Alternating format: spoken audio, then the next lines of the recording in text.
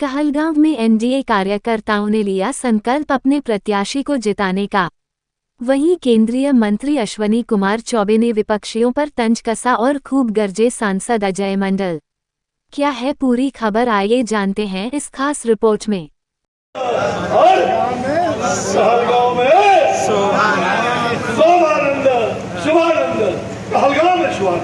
शुभानंद कहलगांव में और बिहार में सबसे ज्यादा पिछले बार भी आप सबके कहलगांव वासियों के प्रयास से एनडीए को वोट मिले था, व्यक्ति को वोट नहीं मिला, एनडीए को वोट मिला था। और इस बार भी हमारे सांसद, तमाम विधायक, और मैं कहूंगा आज भी समय है वो सभी हमारे साथी हो, मेरे आज भी बच्चे हो, मैंने खुल करके इसी कहलगांव में सड़क पर घूम रहे थे। आज से 12 नहीं 20 वर्ष पहले मैंने कहा था आशीर्वाद है, रो मत, आगे तुम्हारा भविष्य है।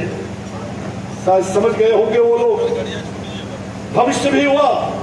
ये घमंड मत करना, एनडीए आपने वोट नहीं लाया था, एनडीए कहलगांव की जनता ने मिलकर बोलना शुभानंद ही, शुभानंद ही, शुभानंद ही, आनंद ही आनंद, हर घर में आनंद होगा, हर घर में शुभानंद होगा, हर घर में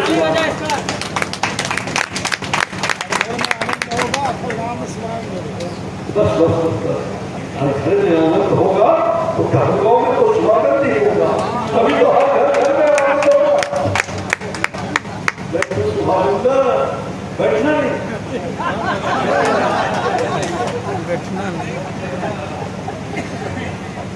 मेरे प्यारे भाई, एनडीए को भारी मोहब्बत से विजय कर, कोई दाग नहीं।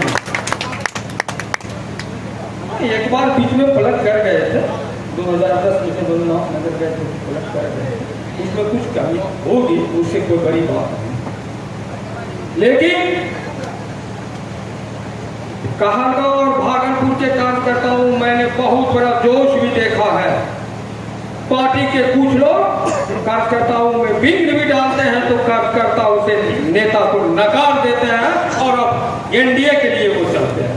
यह है हमारे भागलपुर की कार्यकर्ता,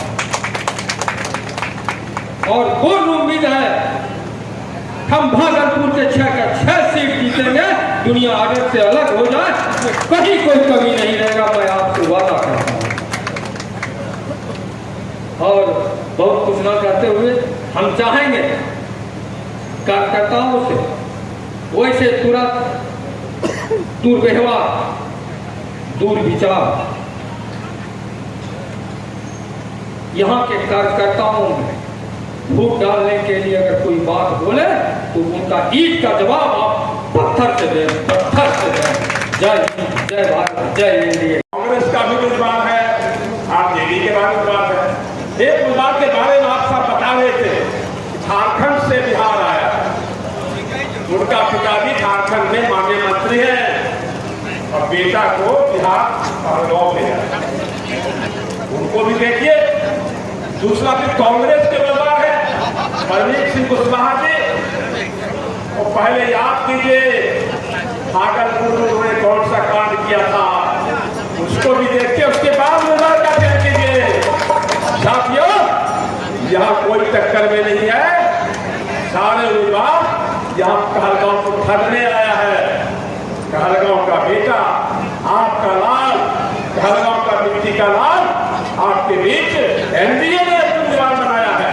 यहाँ कोई जदयू चुनाव नहीं लड़ रहा है, एनडीए चुनाव लड़ता है।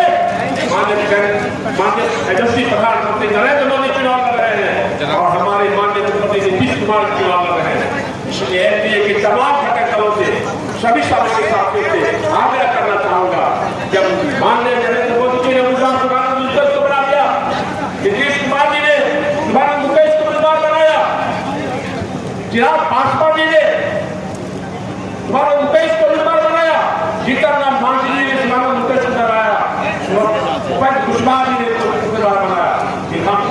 तमाम एनडीए कार्यकर्ताओं का कर्म होता है, पार्टी मांग होती है, जब उनका आदेश हुआ, आदेश का पालन करना होता है। बोलिए भारत माता की, भारत माता की। मैं बोलूंगा देश की रक्षा कौन करेगा? आपको पता क्या बोलना है? जो बात बोलना है, देश की रक्षा कौन करेगा? मां भारत की रक्षा कौन करेगा? हम करेंगे। जय श्री राम। कार्यालय के उद्घाटन के समारोह में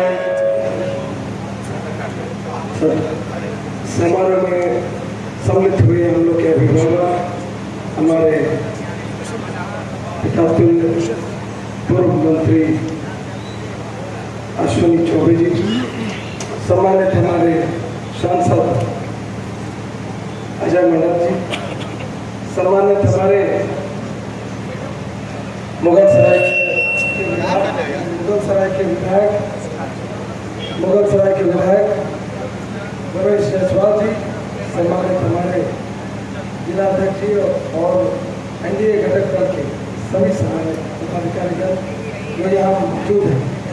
मैं 2-3 बातें खाली करके अपनी बात रखूँगा, क्योंकि ये जो चुनाव है ये 2025 का जो चुनाव बिहार के स्वर्णिम इतिहास को लिखने का काम है। ये युवाओं के लिए ऐसे ही रास्ते तय करने जा रहा है जिसमें बिहार से जो ट्रेनें दिल्ली और गुजरात कहीं भी जाती हैं, जिसमें यहाँ के मजदूर जाते हैं, वो 1-2 साल में आप समझ लीजिए वो सब तो ट्रेन बंद होने वाली है। बिहार में 2 चीज की अब सबसे जरूरत है, जिस पर मैंने मुख्यमंत्री जी ने विशेष ध्यान दिया है, वो है फैक्ट्री और बाकी सारी सुविधाएं हम लोग लैस हो गए हैं। और इस चरण ये स्वर्णिम इतिहास हमारे यशस्वी प्रधानमंत्री जी के माध्यम से और बिहार के विश्वकर्मा, बिहार के विकास पुरुष माननीय मुख्यमंत्री जी के माध्यम से लिखा जाएगा। और ये इतिहास इसलिए जरूरी है, ये स्वर्णिम काल जहाँ पर दिल्ली में हमारे यशस्वी प्रधानमंत्री और बिहार में मुख्यमंत्री जी हैं, दोनों के स्वभाव में ऐसा आपको दिखेगा कि दोनों जोगा भाई के स्वरूप। एक हमारे मुख्य प्रधानमंत्री रामलला की मंदिर अयोध्या में बनवाते हैं, तो हमारे मुख्यमंत्री सीतामढ़ी में माता सीता के मंदिर का निर्माण करते हैं। तो इस तरह के निर्माण करता और ऐसी सोच हमारे दोनों हमारे शीर्ष नेता के पास है। और मैं मानता हूं कि ऐसे नेता न भूतो न भविष्य की हो सकते हैं और इनके नेतृत्व में स्वर्ण बिहार बनेगा। मैं गाँव के हमारे तमाम एनडीए घटक दल के जितने सम्मानित हमारे कार्यकर्ता हमारे आए और पदाधिकारीगण सभी से करवा का आग्रह करता हूँ कि मैं प्रत्याशी जरूर हूँ, चुनाव आप हार रहे हैं, क्योंकि प्रत्याशी तो कुछ ही जगह पर पहुंच पाए, सभी जगह पहुंचना उसके लिए नामुमकिन है। तो सारे जगह तो आप ही पहुंचे और आप ही का संदेश वाहक है। और माननीय मुख्यमंत्री यशस्वी प्रधानमंत्री जी का संदेश तो आप ही हमारे मतदाताओं बच्चों को तक लेके जाएंगे। और मैं जानता हूँ आप में वो ऊर्जा है और इस कहलगांव को बदलने की जो ऊर्जा आप में जगी है, तो निश्चित आपका आशीर्वाद अगर मुझे प्राप्त होता है तो वो हर कोशिश मैं करूँगा कि कहलगांव की यश गाथा बिहार में ही नहीं पूरे भारत में इस चीज की यश गाथा बने, ऐसा संकल्प। हमारे भाई जो काशी से आए हैं वो कहते हैं कि काशी है नगरी में यशस्वी प्रधानमंत्री का विशेष लगाव है। मैं आपको बता दूं कि ये हमारा कहलगांव निगुप्त काशी के तौर पर हम लोग इसका विचार हुआ था। तो ये सौभाग्य है कि आप यहाँ पर आए हैं और अगर आप सभी का आशीर्वाद मिलता है तो सही में हमारे अभिभावक यहीं पर हैं। हमारे अभिभावक का अगर स्नेह मिलता है तो ये गुप्त काशी के स्वरूप में हमारा धार्मिक और साल जरूर बनेगा और इसकी निखार जो होगी सारे बिहार और नहीं भारतवर्ष में होगी वो शीर्ष तक पहुंचाने का।